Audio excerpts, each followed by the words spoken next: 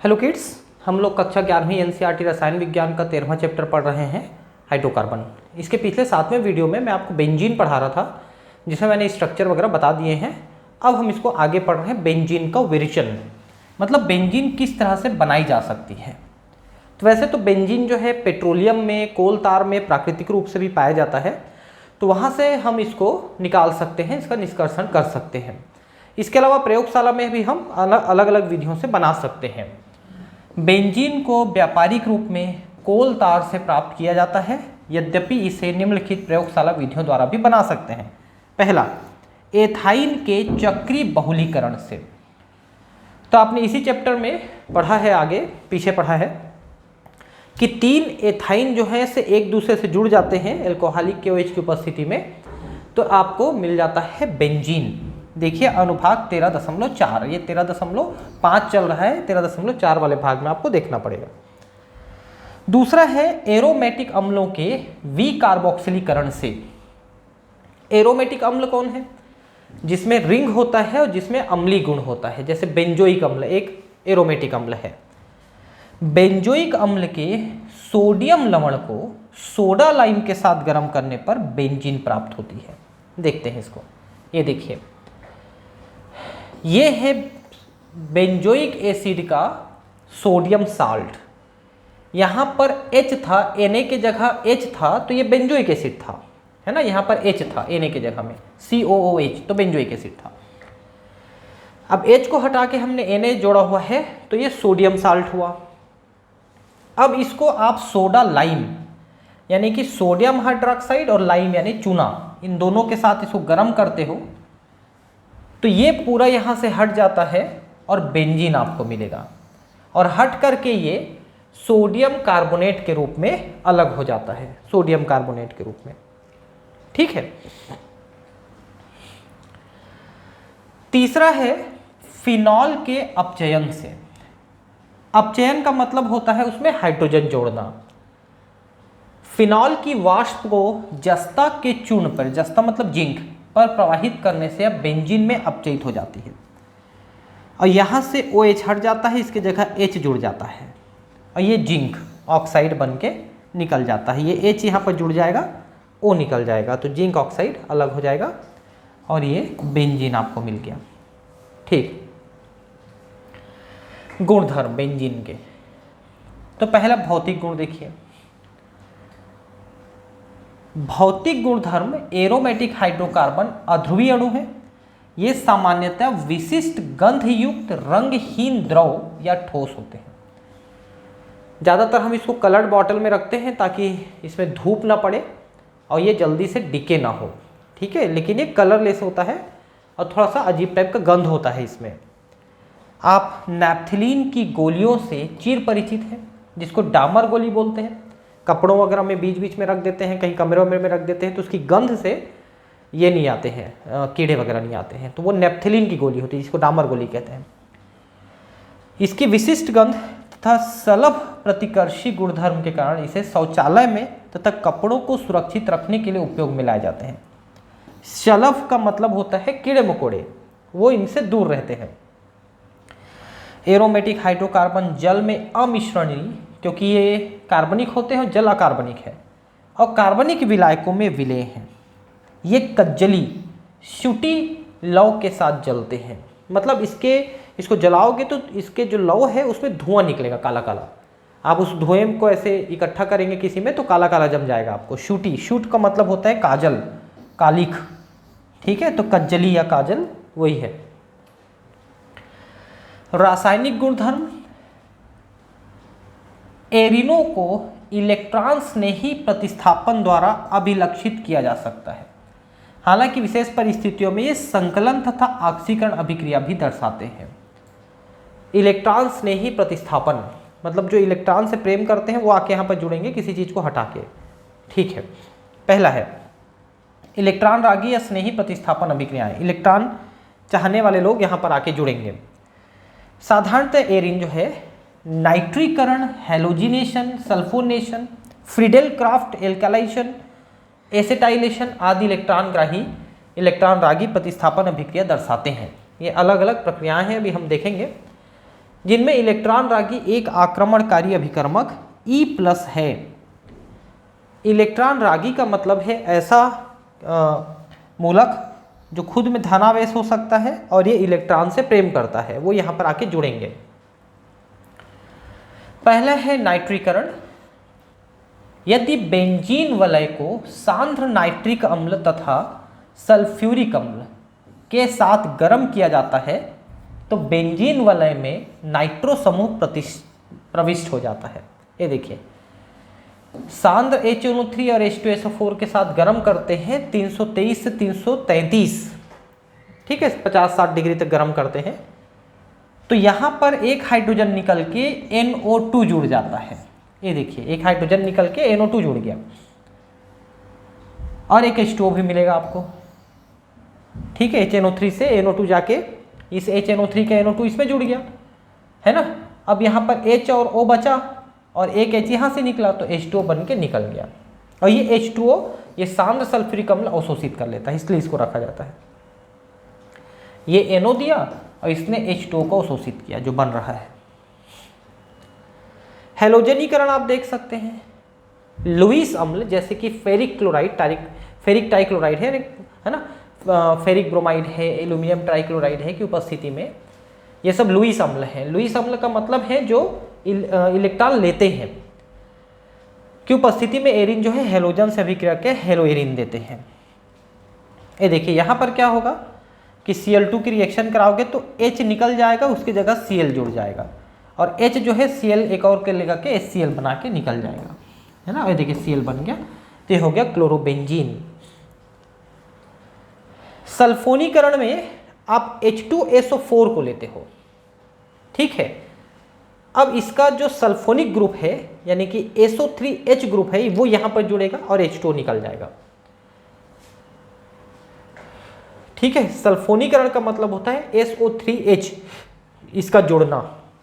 Benzene sulphonic अम्ल है ये, बेंजीन सल्फोनिक अम्ल, यह सांद्र सल्फ्यूरिक अम्ल के साथ गर्म करके प्राप्त किया जाता है, ठीक है। नेक्स्ट है फ्रीडेल क्राफ्ट एल्कलीकरण या एल्काइलेशन। निर्जल एल्यूमिनियम ट्राइक्लोराइड की उपस्थिति में बेंजीन की एल्किल हैलाइड से अभिक्रिया कराने पर एल्किल बेंजीन प्राप्त होती है। यह क्लोरोफॉर्म है, मेथिल क्लोराइड है। क्लोरोफॉर्म में CaCl3 होता है, यह मेथिल क्लोराइड है।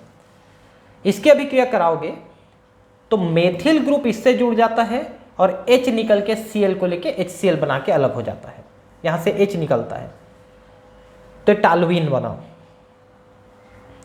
और अगर आप एथिल क्लोराइड लेते हैं तो भी यहां से एथिल जुड़ेगा C2H5 और HCl बना के निकल जाएगा। आप कहीं पर भी जोड़ सकते हैं ना, ये सब पहली पोजीशन कहलाएगा जहां से जुड़ेगा।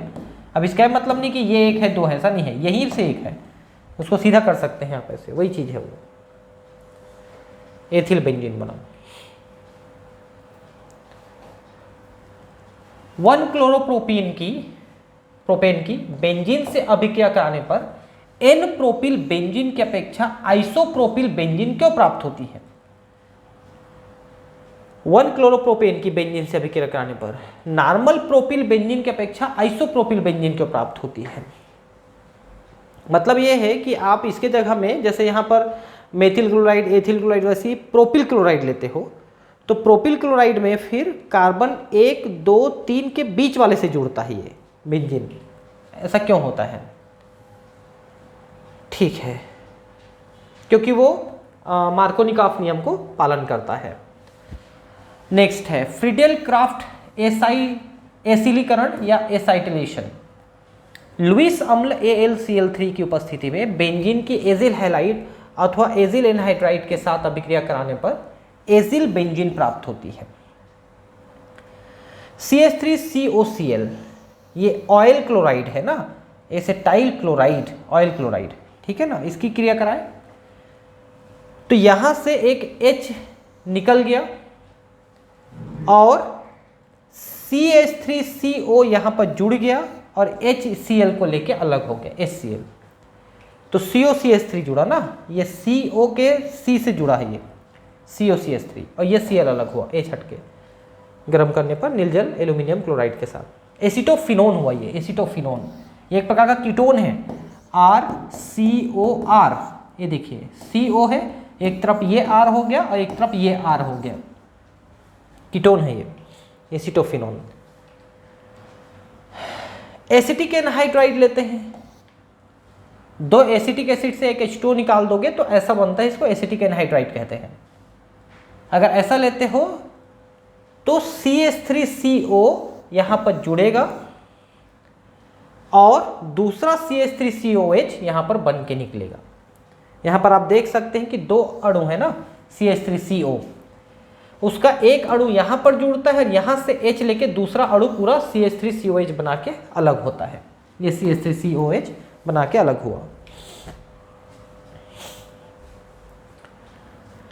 अगर इलेक्ट्रॉन्स ने ही अभिकर्मक को आधिक्य में लिया जाए तो पुनः प्रतिस्थापन अभिक्रिया होगी, जिसमें इलेक्ट्रॉन्स ने ही द्वारा बेंजीन के दूसरे हाइड्रोजन उत्तरोत्तर प्रतिस्थापित होते जाएंगे। फलस्वरूप बेंजीन की क्लोरीन की आधिक्य मात्रा के साथ एवं निर्जल एल्यूमिनियम क्लोराइड की उपस्थिति में अभिक्रिया कराने पर हेक्साक्लोरोबेंजीन प्राप्त की जा सकती है। ये देखिए, आप क्लोरीन लिए तो पहले एक हटा, फिर दूसरा, फिर तीसरा, चौथा, पांचवा, छठवां, सभी हटते चले गए, एक एक हाइड्रोजन, उसके जगह क्लोरीन जुड़ते चले गए। ये देखिए, उतने सारे HCl बन के अलग होते चले जाएंगे। ये देखिए 6 HCl, तो हेक्साक्लोरो है ना, 6 क्लोरो जुड़े हैं तो हेक्साक्लोरोबेंजीन बना यहाँ पर, हेक्साक्लोरोबेंजीन, 6 क्लोरीन जुड़े हैं। अब इनकी क्रियाविधि बता रहा है, इलेक्ट्रॉन्स ने ही प्रतिस्थापन की क्रियाविधि क्या है। चलिए पढ़ते हैं इसको कि अलग अलग स्टेप क्या क्या है। प्रायोगिक तथ्यों के आधार पर S क्या है, प्रतिस्थापन, E क्या है, इलेक्ट्रॉन्स नहीं अभिक्रियाएं निम्नलिखित पदों द्वारा संपन्न होती हैं। पहला, इलेक्ट्रॉन स्नेही की उत्पत्ति, दूसरा कार्ब धन आयन का बनना, तीसरा मध्यवर्ती कार्ब धन आयन से प्रोटॉन का विलोपन, और अब पहला है यहाँ पर इलेक्ट्रॉन स्नेही E+ की उत्पत्ति। देखिए, बेंजीन के क्लोरिनन, एल्किलन तथा एसिलन में निर्जल एल्यूमिनियम क्लोराइड जो लुईस अम्ल है, आक्रमणकारी अभिकर्मक के साथ संयुक्त होकर क्रमशः ये क्लोरीन प्लस, R+, RCO+, ये सभी प्लस है ना, माइनस नहीं है, प्लस है, ध्यान रखेंगे। क्लोरीन भी प्लस है वहां पर, नहीं तो क्लोरीन ज्यादातर क्लोराइड के रूप में माइनस होता है, लेकिन यहां पर प्लस है। ये एसिलियम आयन है, ये RCO जो है एसिलियम आयन है। ये देखिए कैसे हुआ, जैसे कि क्लोरीन अणु आपने लिया ClCl यानी Cl2 आपने लिया, तो एल्यूमिनियम ट्राइक्लोराइड के साथ जब क्रिया कराओगे तो इसमें से एक क्लोरीन यहां शिफ्ट हो गया। ये देखिए AlCl4, ये माइनस हुआ, तो जो दूसरा क्लोरीन बचा ये प्लस हो गया, तो क्लोरोनियम आयन बना। ये एक प्रकार से इलेक्ट्रॉन्स नहीं रहेगा।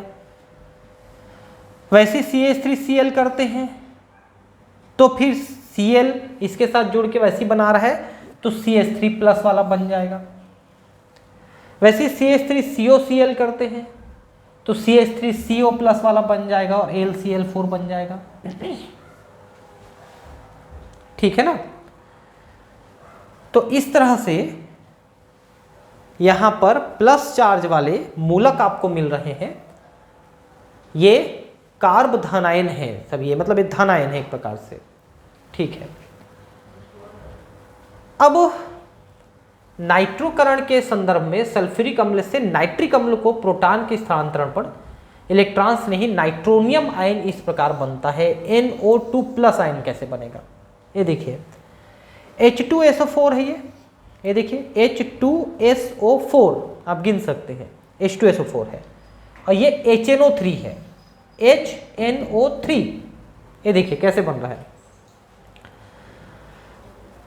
अब ये जब आगे क्रिया करेगा तो HSO4 बचेगा, HSO4 बचेगा और ये जो हाइड्रोजन है शिफ्ट होकर के H प्लस NO2 बनाएगा। ये देखिए ये हाइड्रोजन आयन इसमें शिफ्ट हो गया, तो इलेक्ट्रॉन ये जो ऑक्सीजन के साथ एक हाइड्रोजन जुड़ा था, यहाँ पर एक हाइड्रोजन और जुड़ गया, तो प्लस चार्ज जुड़ने के कारण से इस पूरे में प्लस चार्ज बन गया। ये नाइट्रोनियम आयन बनने वाला है आगे चल के। ठीक है, अभी नाइट्रोनियम आयन बना नहीं है ना, अगले स्टेप में बनेगा। अब ये जो आयन आपने बनाया प्रोटोनीकृत नाइट्रिक अम्ल, इसमें से NO2 अलग हो जाएगा, ये देखिए प्लस चार्ज लेकर के, और बाकी H2O अलग हो जाएगा, ये अलग हो जाएगा। तो इस तरह से नाइट्रोनियम आयन NO2 भी आपको मिल जाएगा। ठीक है, यह रोचक तथ्य है कि नाइट्रोनियम आयन की उत्पत्ति की प्रक्रिया में सल्फ्यूरिक अम्ल अम्ल की भांति तथा नाइट्रिक अम्ल क्षारक की भांति कार्य कर रहा है, एक अम्ल और एक क्षार की तरह व्यवहार कर रहा है। अतः यह साधारण अम्ल क्षार साम्य है। ठीक है, तो आपने बहुत सारे बना लिए कार्बोधन आयन एक प्रकार से, है ना। देखिए इलेक्ट्रॉन स्नेही की उत्पत्ति ये आपने कर लिया, जिसमें आपने क्लोरीन है, मेथिल है ना, और ये CH3CO यानी कि कार्बोक्सी, मेथिल कार्बोक्सी है ना, इधर नाइट्रो है, नाइट्रोनियम आयन है, ये सब आपने बना लिया। अब दूसरा कार्बोधन आयन एरिनोनियम आयन का बनना, एरिनोनियम आयन का बनना। ठीक है, अब ये कैसे बनेगा? इलेक्ट्रॉन स्नेही के आक्रमण से सिग्मा संकर या एरिनोनियम आयन बनता है, जिसमें एक कार्बन sp3 संकरित अवस्था में होता है।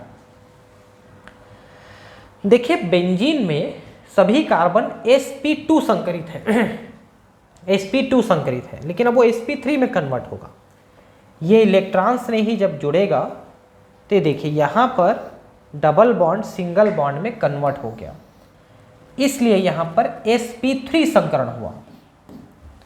E जो है यहाँ पर एक एक्स्ट्रा आके जुड़ गया बीच में, बाकी सब वैसे ही हैं। ये H और ये H तो पहले से थे ही, यहाँ पर रहते हैं ना H, ये तो थे ही, बीच में एक E और जुड़ गया, बस ये है। तो इसको सिग्मा संकुल या एरिनोनियम आयन कहते हैं। अब ये आयन क्या करेगा? अनुनाद द्वारा स्थायित्व प्राप्त करता है। ये जो डबल बॉन्ड है, आप देखिए कि ये शिफ्ट हो रहे हैं, ये ऐसा जाएगा तो यहाँ शिफ्ट हो जाएगा, वैसा जाएगा तो वहाँ शिफ्ट हो जाएगा।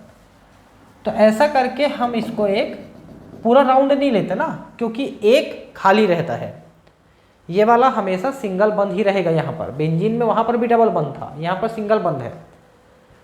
ठीक है, यहाँ पर इसलिए इसको पूरा गोला नहीं बनाए हैं, ये पूरा गोला नहीं बना है, देखिए थोड़ा बीच में छूटा हुआ है ना। ये रेजोनेंस है इसका, जैसे कि बेंजीन में रेजोनेंस था वैसा।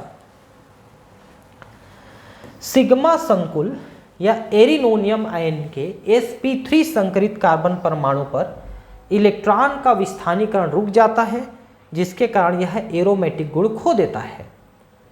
क्योंकि पहले यहाँ पर भी इलेक्ट्रॉन आ रहे थे यहाँ पर, अब वो नहीं आ रहे हैं, क्योंकि डबल बॉन्ड से सिंगल बॉन्ड में कन्वर्ट हो गया है। तो उतने जगह में फिर वो एरोमेटिक गुण नहीं रह जाता है, तो ये पूरा स्ट्रक्चर एरोमेटिक गुण खो देता है। अब इसमें से प्रोटॉन का विलोपन, प्रोटॉन का मतलब है हाइड्रोजन, हाइड्रोजन वहां से निकलेगा। एरोमेटिक गुण को पुनः स्थापित करने के लिए सिग्मा संकुल sp3 संकरित कार्बन पर AlCl4, देखिए हेलोजन, एल्किलन, एसिलन के संदर्भ में अथवा HSO4 नाइट्रोकिरण के संदर्भ में के आक्रमण द्वारा प्रोटॉन का विलोपन करते हैं। AlCl4 यहाँ पर अटैक करेगा, तो एक हाइड्रोजन लेकर के निकल गया HCl और AlCl3 अलग हो गया। एक हाइड्रोजन निकला, इसका एक Cl लिया, HCl बनाया, और वो तो ये अब E जुड़ा है, लेकिन अब ये बेंजीन रिंग कंप्लीट हो गया। ठीक है, वैसे HSO4 का आक्रमण कराओगे तो भी H निकाल के H2SO4 बना के अलग हो गया, और ये अब ये पूरा एक बेंजीन रिंग बन गया जो इलेक्ट्रॉन स्नेही के साथ जुड़ा हुआ है। अब ये जो E है ये क्लोरीन हो सकता है, नाइट्रो हो सकता है, सल्फोनिक एसिड ग्रुप हो सकता है, कोई भी ये ई हो सकता है इलेक्ट्रॉन से ही, ठीक है। तो वो तो रिप्लेसमेंट था, उसने हाइड्रोजन को हटा के स्वयं जुड़ा है, रिप्लेसमेंट था। अब है योगज अभिक्रिया, मतलब सीधे सीधे इसमें जुड़ेंगे, कोई चीज को हटाएंगे नहीं, सीधे सीधे इसमें कोई चीज को जोड़ेंगे, तो वो योगज अभिक्रिया है। प्रबल परिस्थितियों जैसे उच्च ताप एवं दाब पर निकिल उत्प्रेरक की उपस्थिति में बेंजीन हाइड्रोजनीकरण यानी हाइड्रोजनन द्वारा साइक्लोहेक्सेन बनाती है। ये देखिए डबल डबल बंद है ना, क्योंकि यहां पर हाइड्रोजन की एक एक कमी है सभी जगह। इनमें अगर हम 6 हाइड्रोजन परमाणु यानी 3H2 जोड़ देते हैं तो सभी जगह एक एक और हाइड्रोजन आ जाएंगे। यहां पर ये स्ट्रक्चर कैसा है, ये carbon carbon carbon carbon carbon carbon, एक हाइड्रोजन ऐसा सभी जगह जुड़े हुए हैं। ये बेंजीन है, ठीक है।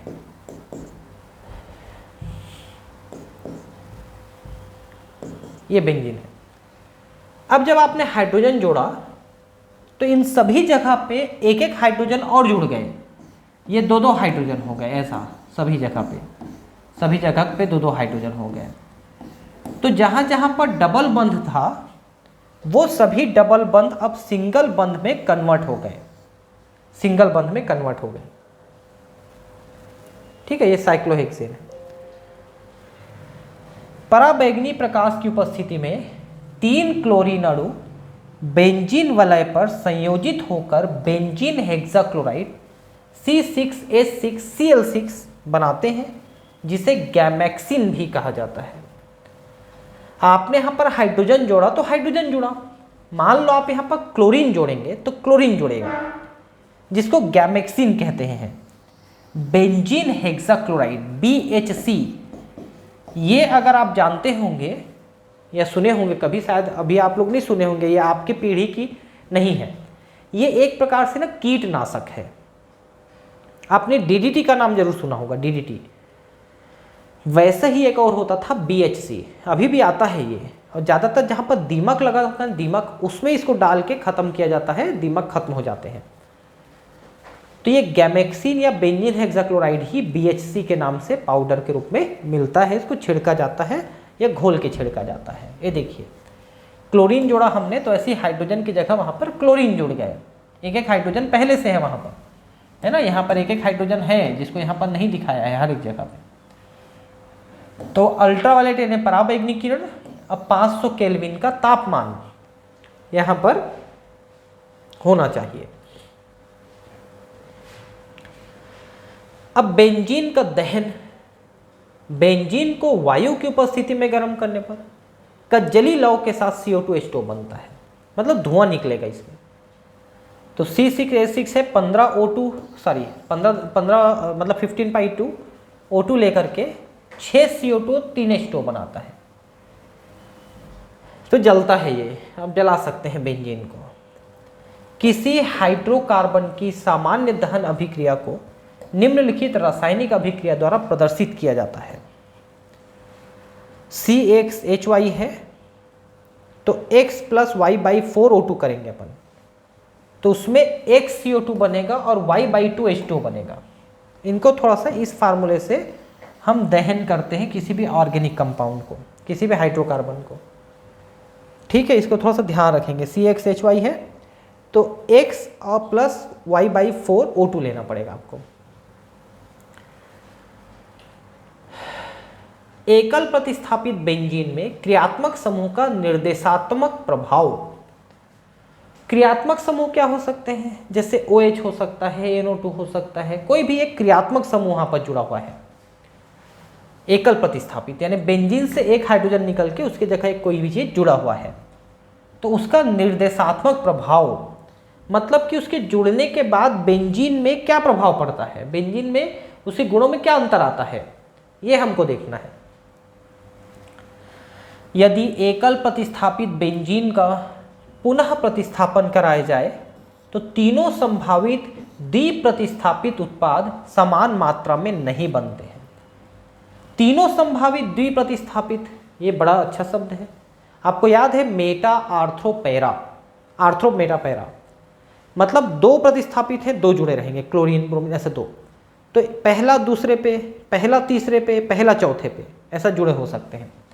वही है ना, जैसे ये है बेंजीन, एक यहाँ पर जुड़ा रहेगा पहला पोजीशन, ये दूसरा पोजीशन, ऐसे दो जुड़े रहेंगे तो ये आर्थ्रो हो गया पहला के साथ। अब पहला के साथ तीसरा जुड़ा रहेगा तो मेटा हो जाएगा, पहले के साथ चौथा जुड़ा रहेगा तो पैरा हो जाएगा, आर्थ्रो मेटा पैरा। लेकिन ये तीनों बराबर नहीं बनते हैं। यहाँ दो प्रकार के व्यवहार देखे गए हैं। पहला, आर्थ्रो एवं पैरा उत्पाद, आर्थ्रो और पैरा बनेंगे, मेटा कम बनेंगे या मेटा उत्पादन, केवल मेटा बनेंगे, या तो आर्थ्रो पैरा बनेंगे या केवल मेटा बनेंगे। यह भी देखा गया है कि यह व्यवहार पहले से उपस्थित प्रतिस्थापी की प्रकृति पर निर्भर करता है, न कि आने वाले समूह की प्रकृति पर। पहले से क्या जुड़ा है उसके आधार पे आगे जोड़ेंगे, जो आ रहे हैं उसके आधार पे नहीं। इसे प्रतिस्थापियों का निर्देशात्मक प्रभाव कहते हैं। मतलब पहले से जो जुड़ा है वो निर्देशित करेगा कि तुम कहाँ पर जोड़ोगे, आर्थ्रो मेटा या पैरा कहाँ पर जोड़ोगे, ये पहले वाला डिसाइड करेगा। समूहों के विभिन्न निर्देशात्मक प्रकृति के कारण नीचे वर्णित किया गया है। आर्थ्रो एवं पैरा निर्देशी समूह, वे समूह जो आने वाले समूह को आर्थ्रो एवं पैरा स्थिति पर निर्दिष्ट करते हैं, उन्हें आर्थ्रो तथा पैरा निर्देशी समूह कहते हैं। उदाहरण स्वरूप हम फिनॉलिक समूह के निर्देशात्मक प्रभाव की व्याख्या करते हैं। फिनॉल निम्नलिखित संरचनाओं का अनुनाद संकर है, तो ध्यान देंगे। फिनॉल का मतलब है बेंजीन के साथ OH जुड़ा हुआ है, ये फिनॉल है। अब देखिए यहाँ पर डबल बॉन्ड है, सिंगल बॉन्ड है ना, तो फिनॉल के O में से एक जोड़ा इलेक्ट्रॉन जब यहाँ पर शिफ्ट होने लगता है, तो जहाँ पर शिफ्ट हो जाएगा उसके डबल बॉन्ड को सिंगल बॉन्ड में कन्वर्ट कर देगा, और डबल बॉन्ड यहाँ शिफ्ट हो गया, देखिए ठीक है। फिर इलेक्ट्रॉन समूह यहाँ से यहाँ शिफ्ट हो रहा है, तो ये सिंगल बॉन्ड हो गया, ये डबल बॉन्ड हो गया। अब यहाँ से यहाँ शिफ्ट होगा तो ये सिंगल बॉन्ड, ये डबल बॉन्ड, सॉरी ये डबल बॉन्ड से शिफ्ट हो जाएगा, तो ये सिंगल बॉन्ड, ये भी सिंगल बॉन्ड, ये देखिए इलेक्ट्रॉन आ गया, शिफ्ट हो गया। फिर यहाँ से यहाँ शिफ्ट होगा, यहाँ से यहाँ शिफ्ट होगा, तो फिर से पुरानी स्थिति आ गई। तो इलेक्ट्रॉन का जो जोड़ा है ना वो शिफ्ट हो रहा है लगातार, ऐसा दिखा रहे हैं अपन शिफ्ट होते हुए। वैसे तो ये संभावना होती है मात्र शिफ्ट होना, वो शिफ्ट नहीं होते, एक निश्चित पोजीशन पे जाके स्टेबल होते हैं, और वो सभी पोजीशन के बीच का पोजीशन होता है, संकर पोजीशन होता है, वो संकरण जैसा। अनुनादी संरचनाओं से स्पष्ट है कि आर्थ्रो एवं पैरा स्थिति पर इलेक्ट्रॉन घनत्व अधिक है। अब देखते हैं इलेक्ट्रॉन घनत्व, ये देखिए आर्थ्रो पोजीशन पे घनत्व ज़्यादा है और पैरा पोजीशन पे घनत्व ज़्यादा है। ये देखिए ये भी आर्थ्रो है, ध्यान रखेंगे।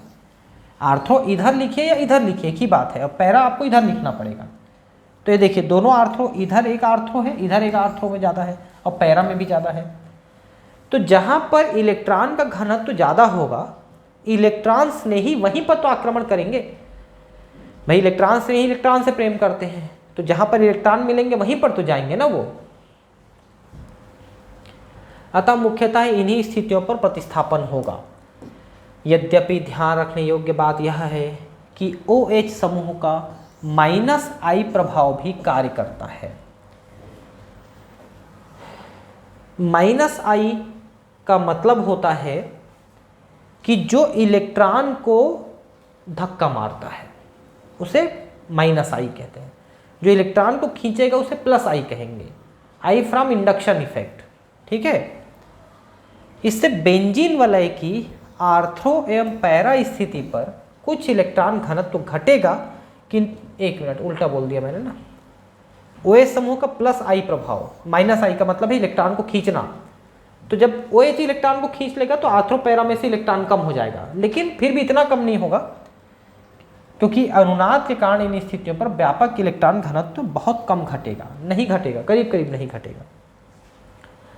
अतः OH समूह बेंजीन वलय को इलेक्ट्रॉन स्नेही के आक्रमण के लिए सक्रिय कर देते हैं। कुछ अन्य सक्रियकारी समूह के उदाहरण हैं NH2 यानी कि amino group, alkyl amino group यानी कि मोनो एमिन है ना, ये एमाइड ग्रुप है, ये ईथर ग्रुप है, ये मेथिल ग्रुप है, ये एथिल ग्रुप है। तो शुरू में जैसा हमने कहा बेंजीन में OH डाले हो तो भी ये प्रभाव हो रहा है और ये सब डाल दोगे तो भी प्रभाव होगा। एरिल हैलाइड में हैलोजन यद्यपि विषक्रियकारी है परंतु प्रबल -I प्रभाव के कारण ये बेंजीन वाले पर इलेक्ट्रॉन घनत्व कम कर देते हैं। ये देखिए हैलोजन क्या होते हैं, इलेक्ट्रॉन को खींचते हैं, -I का मतलब इलेक्ट्रॉन खींचना, जिससे पुनः प्रतिस्थापन कठिन हो जाता है। हालांकि अनुनाद के कारण आर्थ्रो एवं पैरा स्थिति पर इलेक्ट्रॉन घनत्व मेटा स्थिति से अधिक है, अतः ये भी आर्थ्रो एवं पैरा निर्देशी समूह है। ठीक है, तो आर्थ्रो पैरा पे ज़्यादा घनत्व रहेगा मेटा की तुलना में, इसलिए वहाँ पर इलेक्ट्रॉन्स नहीं जल्दी आते हैं। क्लोरोबेंजीन के अनुनादी संरचना आप देख सकते हैं, है ना, ये इलेक्ट्रॉन यहाँ यहाँ यहाँ यहाँ मूव कर रहे हैं, देख सकते हैं।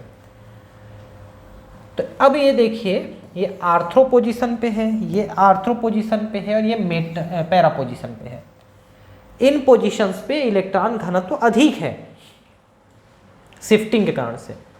ये यहाँ से यहाँ शिफ्ट हुआ तो इलेक्ट्रॉन घनत्व तो यहाँ पर बढ़ा, ये देखिए। फिर यहाँ से यहाँ शिफ्ट हो तो यहाँ घनत्व बढ़ेगा, ये देखिए। फिर यहाँ से यहाँ शिफ्ट होगा तो यहाँ घनत्व बढ़ेगा, ये देखिए। अब फिर यहाँ से यहाँ शिफ्ट हो जाएगा। तो इलेक्ट्रॉन घनत्व बढ़ाने के लिए रेजोनेंस होता है। तो आर्थ्रो और पैरा कंडीशन यहाँ पर ज़्यादा इलेक्ट्रॉन घनत्व वाले बनते हैं।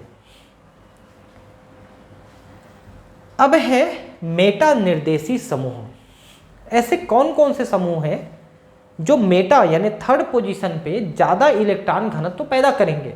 अभी तक आपने देखा था कि आर्थ्रो और पैरा कंडीशन में ज़्यादा इलेक्ट्रॉन घनत्व है। अब है मेटा पोजीशन पे ऐसे कौन कौन से समूह हैं जो जुड़ेंगे और मेटा पे ज़्यादा इलेक्ट्रॉन घनत्व पैदा करेंगे। वे समूह जो आने वाले समूह को मेटा स्थिति पर निर्दिष्ट करते हैं उन्हें मेटा निर्देशी समूह कहते हैं।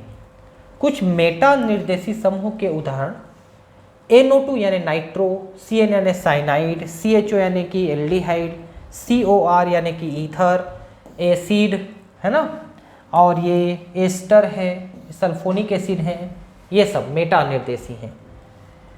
आइए नाइट्रो समूह का उदाहरण लेते हैं, यानी NO2 का उदाहरण लेते हैं। नाइट्रो समूह प्रबल -I प्रभाव के कारण ये भी खींच रहा है इलेक्ट्रॉन को, बेंजीन वलय पर इलेक्ट्रॉन घनत्व कम कर देता है। नाइट्रोबेंजीन निम्नलिखित संरचनाओं का अनुनादर संरचना है। ये देखिए इलेक्ट्रॉन घनत्व तो यहाँ से यहाँ शिफ्ट हो रहा है, यहाँ से यहाँ शिफ्ट हो रहा है। तो ये देखिए इलेक्ट्रॉन घनत्व तो यहाँ पर ज़्यादा हो गया, यहाँ पर कम हो गया, तो प्लस चार्ज आ गया। ठीक है, आर्थ्रो पोजीशन पे। फिर यहाँ से यहाँ शिफ्ट हुआ तो ये पैरा पोजीशन पे प्लस आ गया। फिर यहाँ से यहाँ शिफ्ट हुआ तो आर्थ्रो पोजीशन पे प्लस आ गया। मतलब क्या हुआ कि प्लस कंडीशन आर्थ्रो पे है देखिए और पैरा पे है। जब आर्थ्रो और पैरा पे प्लस है तो निश्चित है मेटा पे माइनस चार्ज होगा, निश्चित है थोड़ा सा माइनस चार्ज आएगा। इसके कारण से यहाँ पर मेटा पोजीशन पे इलेक्ट्रॉन घनत्व तो बढ़ जाता है और इलेक्ट्रॉन स्नेही समूह वहीं पर आक्रमण करते हैं, मेटा समूह पे आक्रमण करते हैं। नाइट्रोबेंजीन में बेंजीन वलय पर व्यापक इलेक्ट्रॉन घनत्व घट जाता है जो पुनः प्रतिस्थापन को कठिन बनाता है, अतः इन समूह को निष्क्रियकारी समूह कहते हैं। मेटा स्थिति की तुलना में आर्थ्रो एवं पैरा स्थिति पर इलेक्ट्रॉन घनत्व कम हो जाता है। परिणामतः इलेक्ट्रॉन स्नेही तुलनात्मक रूप से इलेक्ट्रॉन धनी स्थिति मेटा पर आक्रमण करता है एवं प्रतिस्थापन मेटा स्थिति पर होता है। इसका यही कहना है कि भाई आर्थ्रो पैरा आर्थ्रो पोजीशन पे अगर इलेक्ट्रॉन कम है तो उसकी तुलना पे मेटा कंडीशन पे इलेक्ट्रॉन ज़्यादा है। शुरू से एक्स्ट्रा नहीं आया लेकिन शुरू से जितना है वो ज़्यादा हुए, इसके कारण से यहाँ पर मेटा पोजीशन पे प्रतिस्थापन जल्दी होगा। कैंसर जन्य गुण तथा विषाक्तता। कैंसर जन्य का मतलब होता है जो कैंसर पैदा कर सकता है, और ज़्यादा शरीर में चले जाने पर यह मौत का भी कारण बन सकता है, इसलिए विषाक्त होता है। ठीक है, जहरीला होता है। बेंजीन तथा बहुल केंद्रीय हाइड्रोकार्बन जिनमें 2 या अधिक जुड़ी हुई वलय हों विषाक्त तथा कैंसर जनित गुण दर्शाते हैं। बहुल केंद्र की हाइड्रोकार्बन कार्बनिक पदार्थों जैसे तंबाकू, कोयला, पेट्रोलियम इनके अपूर्ण दहन से बनते हैं, जो मानव शरीर में प्रवेश कर विभिन्न जैव रासायनिक अभिक्रियाओं द्वारा डीएनए को अंततः नष्ट कर कैंसर उत्पन्न करते हैं। तो डीएनए को पूरा नष्ट नहीं करते हैं, डीएनए को बदल देते हैं, जिसको अपन उत्परिवर्तन कहते हैं। इससे कैंसर पैदा होता है। कुछ कैंसर यानी हाइड्रोकार्बन नीचे दिए गए हैं। ते देखिए 1,2 बेंज एंथ्रेसिन। ये देखिए एंथ्रेसिन, तीन रिंग को एंथ्रेसिन कहते हैं। ठीक है, 3 रिंग को एंथ्रेसिन कहते हैं। एक चौथा रिंग यहाँ पर जुड़ गया तो बेंज एंथ्रेसिन हो गया, है ना। इसके अलावा 3 मेथिल कोलेंथ्रीन। ये देखिए एंथ्रेसिन के साथ एक मेथिल है, यहाँ पर भी एक जुड़ा हुआ है, यहाँ पर भी एक जुड़ा हुआ है। 3 मेथिल कोलेंथ्रीन, 1,2 बेंजपायरीन, है ना। वैसी है 9,10 डाई मेथिल 1,2 बेंज एंथ्रेसिन, ये कैंसर जनित है। 1,2,5,6 डाई बेंज एंथ्रेसिन। बड़े अच्छे अच्छे नाम दिए हैं जो कि खतरनाक हैं और कैंसर रोग उत्पन्न कर सकते हैं। ठीक है दोस्तों, ये चैप्टर तो आपका खत्म हुआ। अब एक चैप्टर आखिरी वाला बचा है, पर्यावरण वाला, वो भी मैं आपको 2-4 क्लासेस में ख़त्म कर देता हूँ। उसके बाद हम 12वीं की सिलेबस चालू कर रहे हैं और उसको मैं लाइव क्लास में पढ़ाऊँगा आपको, है ना। तो ठीक है, मिलते हैं अगले क्लास में। Thank you.